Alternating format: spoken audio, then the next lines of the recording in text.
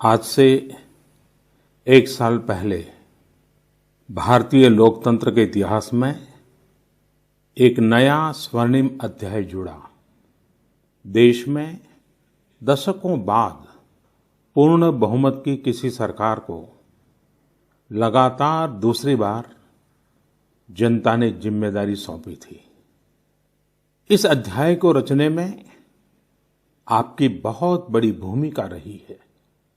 ऐसे में आज का यह दिन मेरे लिए अवसर है आपको नमन करने का, भारत और भारतीय लोकतंत्र के प्रति आपकी इस निष्ठा को प्रणाम करने का।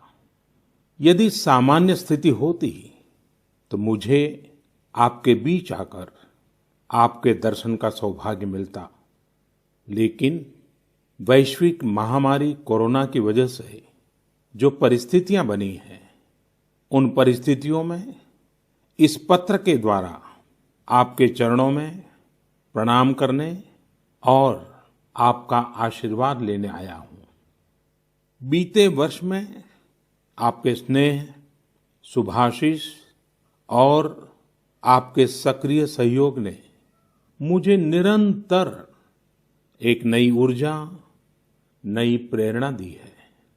इस दौरान आपने लोकतंत्र की जिस सामूहिक शक्ति के दर्शन कराए, वह आज पूरे विश्व के लिए एक मिसाल बन चुकी है। 6 साल पहले वर्ष 2014 में आपने, देश की जनता ने देश में एक बड़े परिवर्तन के लिए वोट किया था। देश की नीति और रीति बदलने के लिए वोट किया था। उन 5 वर्षों में देश ने व्यवस्थाओं को जड़ता और भ्रष्टाचार के दलदल से बाहर निकलते हुए देखा है। उन 5 वर्षों में देश ने अंत्योदय की भावना के साथ गरीबों का जीवन आसान बनाने के लिए गवर्नेंस को परिवर्तित होते देखा है। उस कार्यकाल में जहां विश्व में भारत की आन बान शान बढ़ी, वहीं हमारे गरीबों के बैंक खाते खोलकर, उन्हें मुफ्त गैस कनेक्शन देकर, मुफ्त बिजली कनेक्शन देकर, शौचालय बनवाकर, घर बनवाकर गरीब की गरिमा भी बढ़ाई। उस कार्यकाल में जहां सर्जिकल स्ट्राइक हुई, एयर स्ट्राइक हुई, वहीं हमने one rank one pension, one nation one tax, GST, किसानों की एमएसपी की बरसों पुरानी मांगों को भी पूरा करने का काम किया। वह कार्यकाल देश की अनेकों आवश्यकताओं की पूर्ति के लिए समर्पित रहा। वर्ष 2019 में, पिछले वर्ष, आपका आशीर्वाद, देश की जनता का आशीर्वाद, देश के बड़े सपनों के लिए था, आशा आकांक्षाओं की पूर्ति के लिए था। और इस एक साल में लिए गए सारे फैसले इन्हीं बड़े सपनों की उड़ान है। आज जन जन से जुड़ी जन मन की जनशक्ति राष्ट्र शक्ति की चेतना को प्रज्वलित कर रही है। गत एक वर्ष में देश ने सतत नए स्वप्न देखे, नए संकल्प लिए और इन संकल्पों को सिद्ध करने के लिए निरंतर निर्णय लेकर कदम भी बढ़ाए। भारत की इस ऐतिहासिक यात्रा में देश के हर कोने से, हर समाज, हर वर्ग और हर व्यक्ति ने बखूबी अपना दायित्व निभाया है। सबका साथ, सबका विकास, सबका विश्वास, इस मंत्र को लेकर आज देश सामाजिक हो या आर्थिक, वैश्विक हो या आंतरिक, हर दिशा में आगे बढ़ रहा है। प्रिय स्नेहीजन, बीते एक वर्ष में कुछ महत्वपूर्ण निर्णय ज्यादा चर्चा में रहे और इस वजह से इन उपलब्धियों का स्मृति में रहना भी स्वाभाविक है। राष्ट्रीय एकता अखंडता के लिए आर्टिकल 370 की बात हो, सदियों पुराने संघर्ष के सुखद परिणाम राम मंदिर निर्माण की बात हो, आधुनिक समाज व्यवस्था में रुकावट बना ट्रिपल तलाक हो या फिर भारत की करुणा का प्रतीक नागरिकता संशोधन कानून हो, ये सारी उपलब्धियां आप सभी को स्मरण है। एक के बाद एक हुए इन ऐतिहासिक निर्णयों के बीच अनेक फैसले, अनेक बदलाव ऐसे भी हैं जिन्होंने भारत की विकास यात्रा को नई गति दी है, नए लक्ष्य दिए हैं, लोगों की अपेक्षाओं को पूरा किया है। चीफ ऑफ डिफेंस स्टाफ के पद के गठन ने जहां सेनाओं में समन्वय को बढ़ाया है, वहीं मिशन गगनयान के लिए भी भारत ने अपनी तैयारियां तेज कर दी हैं। इस दौरान गरीबों को, किसानों को, महिलाओं, युवाओं को सशक्त करना हमारी प्राथमिकता रही है। अब पीएम किसान सम्मान निधि के दायरे में देश का प्रत्येक किसान आ चुका है। बीते एक वर्ष में इस योजना के तहत करीब करीब 10 करोड़ किसानों के खातों में 72,000 करोड़ रुपए से अधिक राशि जमा कराई गई है।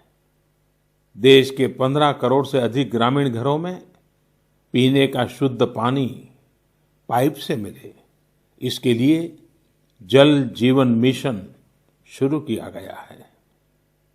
हमारे 50 करोड़ से अधिक के पशुधन के बेहतर स्वास्थ्य के लिए मुफ्त टीकाकरण का बहुत बड़ा अभियान भी चलाया जा रहा है। देश के इतिहास में यह भी पहली बार हुआ है जब किसान, खेत मजदूर, छोटे दुकानदार, छोटे व्यापारी और असंगठित क्षेत्र के श्रमिक साथियों सभी के लिए 60 वर्ष की आयु के बाद 3,000 रुपये की नियमित मासिक पेंशन की सुविधा सुनिश्चित हुई है। मछुआरों की सहूलियत बढ़ाने के लिए, उनको मिलने वाली सुविधाएं बढ़ाने और ब्लू इकोनॉमी को मजबूत करने के लिए विशेष योजनाओं के साथ साथ अलग से विभाग भी बनाया गया है। इसी तरह व्यापारियों की समस्याओं के समय पर समाधान के लिए व्यापारी कल्याण बोर्ड के निर्माण का निर्णय लिया गया है। स्वयं सहायता समूहों से जुड़ी लगभग 7 करोड़ बहनों को भी अब ज्यादा वित्तीय सहायता दी जा रही है। हाल में ही स्वयं सहायता समूहों के लिए बिना गारंटी के ऋण को 10 लाख से बढ़ाकर 2 गुना यानी 20 लाख कर दिया गया है। आदिवासी बच्चों की शिक्षा को ध्यान में रखते हुए देश में 450 से ज्यादा नए एकलव्य मॉडल रेसिडेंशियल स्कूलों के निर्माण का अभियान शुरू किया गया है। सामान्य जन के हित से जुड़े बेहतर कानून बने, इसके लिए भी बीते वर्ष में तेज गति से कार्य हुआ है। हमारी संसद ने अपने कामकाज से दशकों पुराना रिकॉर्ड तोड़ दिया है। इसी का परिणाम है कि चाहे कंज्यूमर प्रोटेक्शन एक्ट हो, चिट फंड कानून में संशोधन हो, दिव्यांगों, महिलाओं और बच्चों को अधिक सुरक्षा देने वाले कानून हो, ये सब तेजी से बन पाए हैं। सरकार की नीतियां और निर्णयों की वजह से शहरों और गांवों के बीच जो खाई है वो कम हो रही है।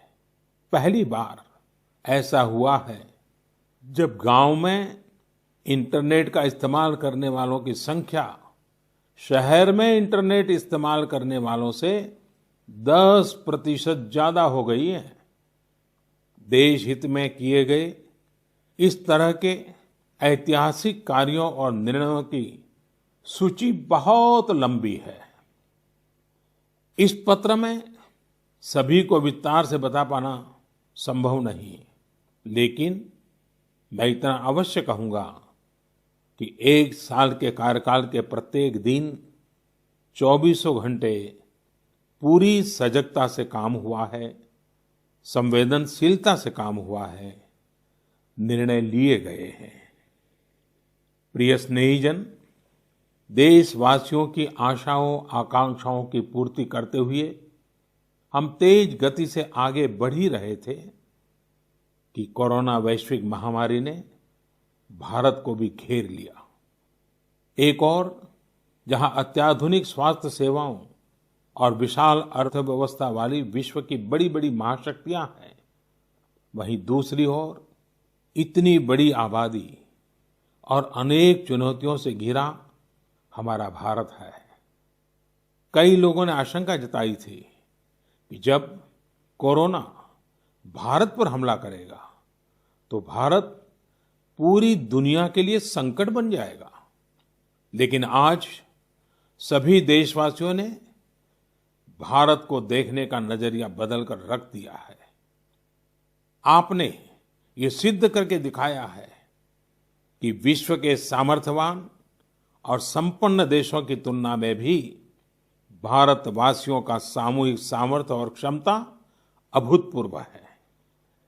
ताली थाली बजाने और दिया जलाने से लेकर भारत की सेनाओं द्वारा कोरोना वॉरियर्स का सम्मान हो, जनता कर्फ्यू या देशव्यापी लॉकडाउन के दौरान नियमों का निष्ठा से पालन हो, हर अवसर पर आपने ये दिखाया है कि एक भारत ही श्रेष्ठ भारत की गारंटी है।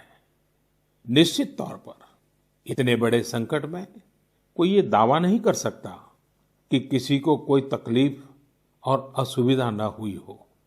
हमारे श्रमिक साथी, प्रवासी मजदूर भाई बहन, छोटे छोटे उद्योगों में काम करने वाले कारीगर, पटरी पर सामान बेचने वाले, रेहड़ी ठेला लगाने वाले, हमारे दुकानदार भाई बहन, लघु उद्यमी, ऐसे साथियों ने असीमित कष्ट सहा है। इनकी परेशानियां दूर करने के लिए सभी मिलकर प्रयास कर रहे हैं। लेकिन हमें ये भी ध्यान रखना है कि जीवन में हो रही असुविधा जीवन पर आफत में न बदल जाए। इसके लिए प्रत्येक भारतीय के लिए प्रत्येक दिशा निर्देश का पालन करना बहुत आवश्यक है।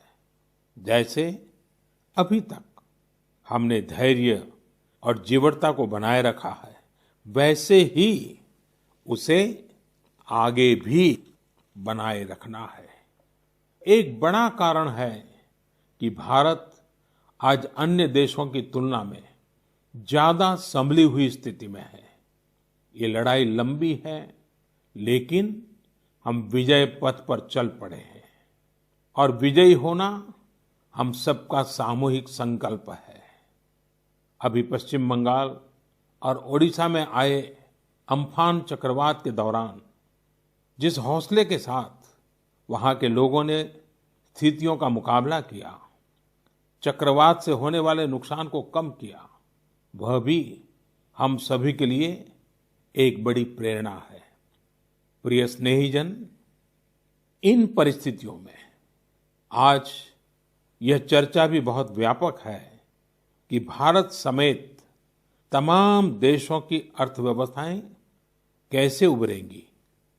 लेकिन दूसरी ओर ये विश्वास भी है कि जैसे भारत ने अपनी एकजुटता से कोरोना के खिलाफ लड़ाई में पूरी दुनिया को अचंभित किया है, वैसे ही आर्थिक क्षेत्र में भी हम नई मिसाल कायम करेंगे।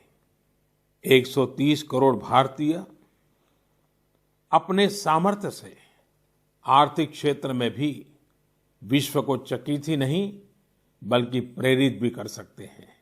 आज समय की मांग है कि हमें अपने पैरों पर खड़ा होना ही होगा, अपने बलबूते पर चलना ही होगा और इसके लिए एक ही मार्ग है, आत्मनिर्भर भारत।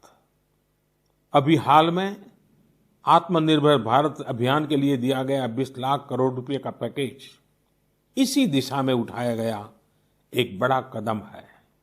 यह अभियान हर एक देशवासी के लिए, हमारे किसान, हमारे श्रमिक, हमारे लघु उद्यमी, हमारे स्टार्टअप से जुड़े नौजवान, सभी के लिए नए अवसरों का दौर लेकर आएगा।